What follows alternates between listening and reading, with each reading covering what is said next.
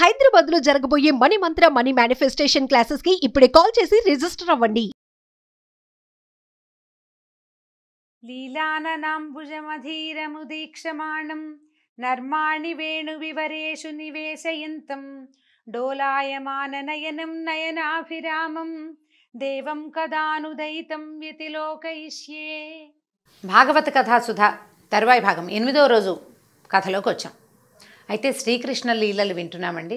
కృష్ణుడి కన్ను ఎప్పుడు మన మీద పడుతుందో, ఎప్పుడు మనం ఆ దేవుణ్ణి చూస్తామా అని ప్రతి ప్రాణి, ప్రతి వ్యక్తి, ప్రతి జీవి ఆరాట పడుతుంది. భగవంతుణ్ణి కంటితోటి చూడడం, అతన్ని మనసుతోటి తెలుసుకోవడం. కంటితో చూడడం సాధ్యపడకపోవచ్చు, కానీ మనసుతో మనం తెలుసుకోగలుగుతాం. ఆ దిశగా ప్రయత్నం చేయాలి జీవించి ఉన్న ప్రతి ప్రాణి కూడా. అయితే ఈ బలరామకృష్ణులకి 6వ సంవత్సరం వచ్చిందని చెప్పుకున్నాం కదా. 5 ఏళ్లప్పుడు అఘాసురుణ్ణి వధించాడు. ఓ ఏడాది గడిచింది, 6 ఏళ్ళు వచ్చేసరికి ఇంకొద్దిగా సాగారు. ఈయన ఏమనుకున్నా అంటే, నందుడు పిల్లలు కొంచెం పెద్దవాళ్ళు అయ్యారు, ఈ చిన్న చిన్న దూడల పని కాకుండా గోవుల్ని తోలే పని నేర్పించాలనుకున్నారు. ఇప్పుడు గోవుల్ని తోలే పని అంటే డైరెక్ట్గా ఇంత చిట్టి పిల్లలకి గోవుల్ని అప్పచెప్పరు. పెద్ద పిల్లలు పెద్దవాళ్లతోటి ఆవులు తోలే దగ్గరికి పంపిస్తారనమాట. ఇప్పుడు 5 ఏళ్ల పిల్లాడు ఉన్నంత ఎత్తే ఇంచుమించు ఆవు దోడు ఉంటుంది. 6 ఏళ్ళు అంటే ఒక రవ సాగుతారు కదా, కొంచెం గోవులు నడుస్తుంటే పక్కకి తప్పుకోవటము అవి కొంత మెలకువలు వస్తాయి. పైగా ఏడాది ఏళ్ళన్నర నుంచి ఈ పని చేస్తున్నారు, దూడలను తోలుతున్నారు కదా, కొంచెం తెలుస్తుందని ఏమనుకున్నారు, ఆవుల్ని మేపే పని కూడా అప్పచెప్పాలనుకున్నారు. అక్కడి నుంచి తమ మిత్రులతోటే కలిసి ఈ మొదటున్న గుంపులోనే ఇంకా కొంచెం చిన్న పిల్లలనేమో దూడల దగ్గర ఉంచి కాస్త పెద్ద పిల్లలతోటి ఏరి తమ రాజకుమారుడి అన్నయ్యని ఇద్దరిని పంపించారనమాట. క్రమంగా గోపాలనలో మెలకువలు నేర్చుకుంటున్నారు. గోపాలనలో మెలకువలు ఏముందండి, ఆవును తోలుకెళ్ళటం, వాడి దారిన అవి నడుస్తుంటే వెనకాల నడవటం, అంతే కదా అని సాధారణంగా అనిపిస్తుందండి. అడవుల్లో తోలేటప్పుడు మెలకువలు కావాలి. తడిగా ఉన్న వైపు గొడ్లని వెళ్ళనివ్వకూడదు. దాన్ని పిలిచే మార్గం తెలియాలి. ఏదో ఏ ఓయ్ అంటే రాదు, దానికి ప్రత్యేకమైన పిలుపులు ఉంటాయి. ఆ పిలుపు ప్రకారమే పిలవాలి. చక్కగా పిలవటం, వాటిని తమ వైపుకి తాము ఎక్కడున్నామో అక్కడే వాటిని ఉంచుకోవటం. ఏవైనా క్రూర జంతువులు అవి ఉన్న పెలకువ తెలుసుకుని ఆ వైపుకి గోవుని వెళ్ళనివ్వకుండా ఉండడం. సమయపాలన చేయటం, సమయానికి చూసుకుని గొడ్డుకి ఆకలిస్తుందా, దాహం వేస్తుందా, పూలంతసేపు గడ్డి వేసిన తర్వాత దాహం వేస్తుంది, ఆ దాహం వేసిన చిన్నెలు గమనించడం, అదంతా గోపాలనకి ప్రత్యేకమైన విధులు. అవి నేర్చుకోవాల్సిందే. అందుకని ఈ మెలకువలు నేర్చుకుంటారని పంపించారు. ఈ గోపబాలుడు వీళ్ళు ఏం చేశారంటే, వీళ్ళని గోవర్ధన పర్వతం ఎక్కించటలా, వీళ్ళకు కూడా అడవిలోనే ఒక పక్కకి దూడలను తోలుకెళ్లే మైదానాలు వేరు, ఆవుల్ని తోలే అడవులు వేరనమాట. సరే ఏమైందట, ఈ గోపబాలుడు ఆ పక్కకి వెళ్ళేవాళ్ళు. కృష్ణుడికి కంఠం కూడా చక్కటి గొంతట. మామూలుగా ఆయన వేణువు వాయిస్తుండేవాడు. ఎంత బాగుందో, ఇంకోసారి వాయించని పిల్లలు వింటూ ఉండేవాళ్ళు. అందరి పిల్లల దగ్గర ఉండేవి వేణువులు. వినోదానికి అప్పటికి మనకు మళ్ళీ ఫోన్లు ఉన్నాయి, ఏం లేవు కదా. వినోదం, ఆట, సరదా, తర్వాత సంగీతం, వీటిలలోనే రిలాక్స్ అయ్యే పందా ఉండేది అప్పుడు. పిల్లలందరి దగ్గర ఉండేవి. కృష్ణుడిది ఒక ప్రత్యేకమైన బాణి. అసలు ఆయన వేణు వాయిస్తుంటే ఆవులు అటు ఇటు వెళ్ళేవి కాదట. చెవులు దోరబెట్టి ఈయన వైపే చూస్తూ ఉండేవి. ఆయన ఎక్కడుంటే అక్కడికి వచ్చేసేవి. ఆవు కృష్ణుడున్న దగ్గరే ఉండేవట. ఈ పిల్లలు కూడా మైమరిచిపోయి వినేవాళ్ళు. తర్వాత ఒక్కొక్క ఆవుకి ఒక్కొక్క పేరు పెట్టేవాడట ఆయన. మంజులవాణి, మృదుభాషిణి, ఇట్లా చొప్పున ఒక్కొక్క ఆవుని పేరు పెట్టి పిలుస్తుంటే అసలు ఆ పిలిచే పిలుపుకి ఆ పిలుపు తమ కోసమే ఉంటే బాగుండేది అనిపించేదట. అంత అత్యద్భుతమైన స్వరం, అంత మెస్మరైజింగ్ వాయిస్ అన్నమాట. ఏ ఆవుని పిలుస్తున్నాడో ఆ ఆవు రావటం కాదు, ఇంకొక ఆవు నన్ను పిలవటం లేదేమిటని చూసేదన్నమాట. గోపబాలుడు అందరూ కూడా, గోపాలకులు కూడా, ఏమి కంఠం, ఈ కంఠం వినడానికే పుట్టాం కదా మనం అని అనిపించేది. ఆ కంఠస్వరం కూడా అట్లా మేఘ గంభీరమైన కంఠస్వరం, చాలా బాగుండేదట. 6 ఏళ్ల పిల్లవాడి పసివాడి కంఠం కాదు, పిలిచేసరికల్లా ప్రాణాలతో పరిగెత్తుకొచ్చే పంచప్రాణాలు ప్రభువుని చేరాలనిపించేంత అత్యద్భుతమైన పిలుపులు, అంత అద్భుతంగా ఉండేదట. అయితే ఈ గోపబాలుడు తరచుగా వెళ్ళే అడవి పక్కన ఒక పెద్ద తాటితోపు ఉండేది. ముందు ఈ వాయించుకున్నారు, ఆడుకున్నారు, యమునలో ఈతలు కొట్టారు. చాలా హడావిడిగా సరదాగా అంతా సాగుతూ ఉంది. రోజుల తరబడి గడుస్తున్నాయి. అట్లా ఋతువులు మారుతుంటే, రోజులు మారేసరికల్లా వాతావరణం మారుతూ ఉంటుంది. ఎండగా ఉంది, నీడగా ఉంది, అలా ఉంది, ఇలా ఉంది అని భావిస్తూ ఉంటారు. ఇప్పుడు ఎండ పెరిగింది, రేపటి నుంచి ఎండ పెరుగుతుంది, ఈ కార్తె వచ్చింది, ఇవన్నీ లెక్కలు ఉంటాయి కదా, పల్లెటూరి లెక్కలు. ఇప్పుడు కూడా మనకి పల్లెటూళ్ళల్లో ఆ లెక్కలు ఉన్నాయి. ఇక అప్పటి కాలంలో పూర్తిగా సూర్యుడిని చూసే గమనాన్ని బట్టే కార్తెలు అవి నిర్ణయించుకునేవాళ్ళు. అయితే ఈ గోపబాలురులో ఒక కుర్రవాడు ఏం చెప్పాడంటే, మీ ఇద్దరు చాలా బలశాలు, ఇప్పుడు చిన్న పిల్లాడే వాళ్ళని వీళ్ళని కొట్టేస్తాడు, ఎవరైనా వచ్చారంటే వాళ్ళ అంతు చూస్తాడు. ఇక వాళ్ళ అన్నయ్య అంటే ఈయన కాళ్ళు పిసికే అన్నయ్య ఇంకా ఎంత గొప్పవాడు. పిల్లలు ఆడుకునేటప్పుడట కృష్ణుడు ఎవరో ఒకళ్ళు ఒళ్ళో తలబెట్టుకుని పడుకునేవాడు. కొంతమంది పిల్లలు కృష్ణుడు ఒళ్ళో పడుకునేవారు. అప్పుడప్పుడు బలరాముడు పడుకుంటే మా అన్నయ్య కదా మరి, అందుకని కృష్ణుడు ఆయన దగ్గర కూర్చుని పాద సంవాహన కాళ్ళు పిసికేవాడట. బలశాలి అయిన వాడు ఒక అన్నయ్య కాళ్ళు పిసుకుతున్నాడంటే ఆ అన్నయ్య ఎంత గొప్పవాడు, ఆయన ఇంకా బలశాలి. కాబట్టి మీ ఇద్దరు ఇంత గొప్పవాళ్ళు. ఈ పక్కనే ఒక తాళ్లతోపు ఒకటి ఉంది, తాడి చెట్లు ఉన్నాయన్నమాట మొత్తం. ఆ తాడి చెట్లలో ఎంత పెద్ద పెద్ద తాటి పళ్ళోట, ఎవరు మానవ మాత్రుడు ప్రవేశించాడు అందులోకి. ఎందుకంటే అక్కడ ధేనుకాసురుడు అని ఒక రాక్షసుడు ఉన్నట్టు. వాడు ఏమిటంటే గాడిద రూపంలో ఉంటాడు. మొత్తం వాడి అనుచరులందరూ గాడిద రూపాల్లోనే ఉంటారు. ఆ వనంలోకి ఒక్క ప్రాణి ప్రవేశించినా విరుసుకు తినేస్తారు వాళ్ళంతా. ఆ తాడి చెట్ల వాసనకి, ఈ వాసన తాటిపళ్ళు మహావాసన వస్తాయండి, రమ్మంటాయి. ఎంత ఘుమఘుమలాడుతుందో. అది పండినప్పుడు ఎంత ఘుమఘమో, కాల్చినాక తింటుంటే కూడా అంతా ఘుమఘమగా ఉంటుంది. మామిడి పళ్ళు కూడా అంత పిల్లవ్వు మన్ని, తాటిపండు అంత ఆకర్షిస్తుంది. పైగా సులువుగా కోసుకోవటం కుదరదు కదా, తాడి చెట్టు ఎక్కాలి లేదా తాటి చెట్టుని ఊపుతారు. అప్పుడు బాగా మిగల పండిన పండు రాలి పడుతుంది అనమాట. కింద పడినా పెద్దగా పాడవదు.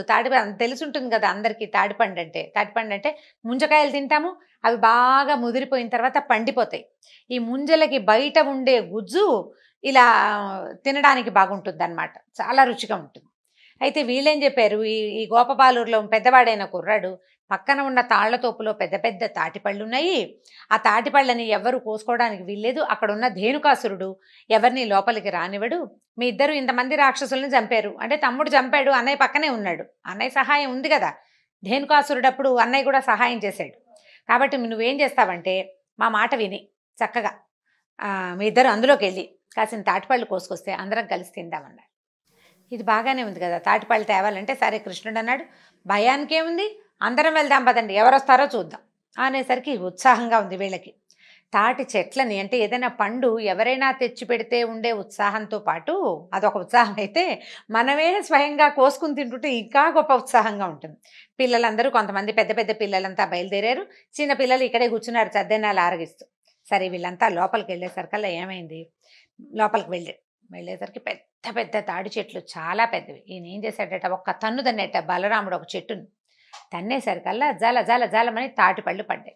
పైనుంచి ఏదైనా కిందకి పెడితే పెద్ద మోత అవుతుంది చూడండి, శబ్దం అవుతుంది కదా.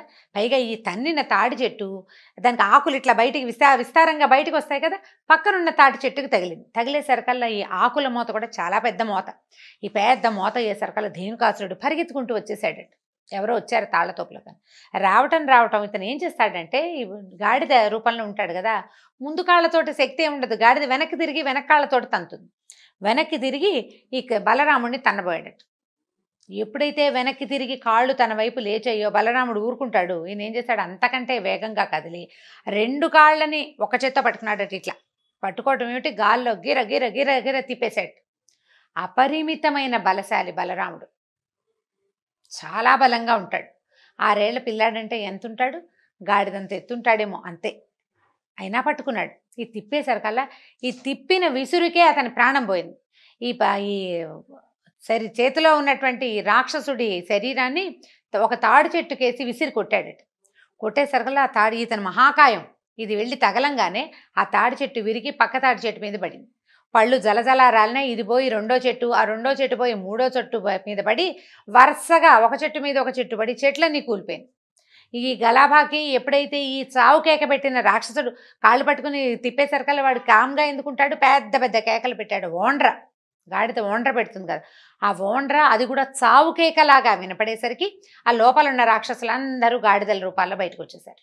వస్తే ఇంకేముంది, ఇద్దరు కలిసి దొరికిన వాడిని దొరికినట్టు కొట్టారు.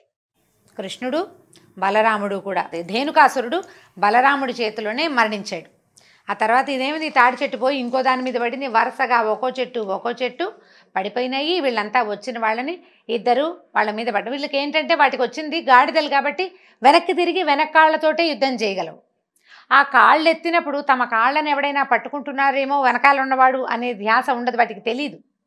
ఈ కాళ్ళతో తనగలవు. ఇక వెనక్కి తిరిగిన ప్రతి గాడిద కాళ్ళు పట్టుకోవటము, విసిరి కొట్టేయటమే వీళ్ళు. తాడి చెట్లన్నీ విరగొట్టేశారు. మొత్తం తాటి చెట్ల మీద ఉన్న పళ్ళన్నీ కింద పడిపోయినాయి. మొత్తం తాటి చెట్లు ఒకదాని మీద ఒకటి పడితే ఉంది, తలకాయలు విరిగిపోతాయి కదా. తాళ్లవనం ఖాళీ అయిపోయిందట. ఇక ఈ కనబడిన పళ్ళు పిల్లలు కాల్చుకుని తిన్నారు, పచ్చివి తిన్నారు, మోసుకొచ్చారు. కొన్ని గోవుల మీద వాటిని మోయండి ప్లీజ్ అని బతిమలాడి కొన్ని ఆవుల మీద కూడా వేసుకుని ఇళ్ళకు కూడా తెచ్చుకున్నారు. ఈ రకంగా ధేనుకాసురుని సంహరించేశారు ఇద్దరు కలిసి. ఆ తర్వాత ఏం జరిగిందంటే, యమునా నదీ తీరంలో ఒక లోతైన మడుగుందట. రోజులు గడుస్తున్నాయి ఇట్లాగే. పొద్దున్న నుంచి సాయంకాలం దాకా అడవుల్లో తిరుగుతారు, ఇంటికి వస్తారు. తల్లులు చక్కగా పిల్లలు రాగానే సాయంత్రాలు శుభ్రంగా అంటే బురదలో తిరిగొచ్చారు, మట్టిలో తిరిగొచ్చారని ఒంటికి నూనె రాసి చక్కగా స్నానాలు చేయించి వేడి వేడి అన్నాలు తినిపించి పెందరాళ్ళే పడుకోబెడతారు. వీళ్ళు పొద్దున్నే లేవటం, మళ్ళీ ఏముంది, మళ్ళీ ఆవునో దూడనో తోలుకుని ఊళ్ళో ఉన్న పిల్లలందరూ బయటికి వెళ్ళిపోవటం. తల్లులు ఇళ్లలో పని చేసుకునేవాళ్ళు. సాయంకాలం అయ్యేసరికి మళ్ళీ వెనక్కి తిరిగి వెళ్ళేవాళ్ళు. ఇది రోజుకొకటి జరిగిందని చెప్పబడటం లేదండి. అట్లా కొద్ది రోజులు గడిచి కొంచెం ప్రశాంతంగా పిల్లల ఆటపాట అన్నీ ఆడుకుంటూ వీళ్ళు హుషారుగా ఉంటారు. మధ్యలో ఒక ఉత్పాతం జరుగుతూ ఉంటుందన్నమాట. అయితే ఏమైందట, ఈ యమునా నదీ తీరంలో ఒక లోతైన మడుగుందట. వీళ్ళు యమునకి దగ్గరలో ఉన్నారు కదా, అంటే నదీ తీరంలో మడుగు ఉండటం ఏమిటంటే, ఈ నదీ పరివాహక ప్రాంతాల్లో చెరువులు ఏర్పడతాయి. సాధారణంగా ఏం చేస్తారంటే, చెరువులు కొంచెం ఊళ్ళకి దగ్గరగా తవ్వుకుని ఈ నది నుంచి కాలువలు ఏర్పరచుకుని కాలువలో నుంచి నీళ్లు ఆ చెరువుల్లోకి పారేటట్టు, ప్రతిసారి నది దాకా రావక్కర్లేకుండా అన్నమాట. ఇట్లా మానవ నిర్మితాలైన మడుగులుండేవి. కొన్ని సహజంగా వానలు పడ్డప్పుడు గుంటలు ఏర్పడి క్రమంగా అవి మడుగుల్లాగా ఫామ్ అయ్యేవి. అట్లా ఏర్పడిన ఒక మడుగుందట. ఆ మడుగులో కొన్ని విషసర్పాలు ఉన్నాయట కొంతకాలంగా. అదేంటంటే, ఆ మడుగులో నీళ్లు విషమయంగా ఉంటుంది. ఎప్పుడు చూస్తే తుక ఉడుకుతున్నట్టు ఉంటుంది. అంతా విషమేట దాని నిండా. దాని దగ్గరికి ఎవ్వరూ వెళ్ళరు. జంతువులకి వాటికి స్పష్టంగానే తెలుసు. అయితే ఈ పరీక్షణ్ మహారాజుకి సుఖమహర్షి చెప్తున్నాడు, కృష్ణుడు ఆ మడుగులో నీళ్ళని శుభ్రం చేశాడు, అక్కడున్న సర్పాలని తరిమేశాడు, ఆ నీటిని తపానయోగ్యంగా తయారు చేశాడు అని చెప్పేసరికల్లా పరీక్షిత్తుకి సందేహం వచ్చింది. ఎలా? మామూలుగా పెద్ద పెద్ద చెరువుల్లోనూ వాటిలోనూ ఏవో 2-3 పాములు ఉంటాయి. అవేవో ఉన్న కప్పలనో చేపలనో పురుగులనో తినడానికి, నతగుళ్ళని వాటిని తినడానికి వస్తాయి. కానీ ఒక మడుగే పూర్తిగా సర్పాలకి ఆలవాలంగా ఎలా అయ్యింది, ఎలా విషతుల్యం అయిపోయింది, అక్కడ ఉన్న నీరు విషతుల్యం అయిపోయింది అంటే ఏదో ఒక చుక్క వేస్తే కాదు కదా, మడిగేడు నీళ్ళలో ఇంత విషం వేస్తే కాదు, దాని నిండా అది ఎంత ఉందో ఎత్తుకు ఎత్తు విషం ఉంటేనే విషతుల్యం అయిపోతుంది. ఎలా జరిగింది అని అడిగితే ఈయన చెప్తున్నాడు సుఖమహర్షి, ఆ మడుగులో కాళీయుడనే మహాసర్పం తన పరివారంతో నివాసం ఉండేది. వాటి విషం చేత నీరు మరుగుతోందనిపించేదట. తర్వాత ఆ నీటి స్పర్శ తగిలిన, ఆ నీళ్ల మించి వచ్చే గాలి తగిలిన ఏ జీవి బతికేది కాదట, బతకదు. ఆ సమీపంలో వచ్చే జంతువులు, ఆ పైన గాల్లో ఎగిరే పక్షులు కూడా ప్రాణం పోయి పడిపోయేవి. అక్కడి నుంచి చుట్టుపక్కల ఉన్న చెట్లన్నీ ఆ వేడి గాలికి అన్నీ చచ్చిపోయేవట. మొక్కలు కూడా ఉండేవి కాదు పెద్దగా, ఏవో మొండి చెట్లు 1-2 ఉండేవి తప్పిస్తే చిన్న పొన్న ఏమీ లేదు. అసలు పచ్చదనమే లేదు. మామూలుగా నీరున్న చోట ఎంత పచ్చగా ఉండాలి, కానీ పచ్చదనం లేదు. విషం వల్ల అది కాళీయుడనే సర్పానికి ఆలవాలంగా అయ్యింది అని ఆ మడుగు గురించి చెప్తున్నాడు. రేపటి కథలో మనం కాళీమర్దనం కథ విందామండి. సాకల్యంగా తొందరగా చెప్పడానికి అది నిదానంగా చెప్పుకుందాం. ఇంతటితోటి ఈరోజు భాగవత కథాసుధ సమాప్తం. నమస్కారం.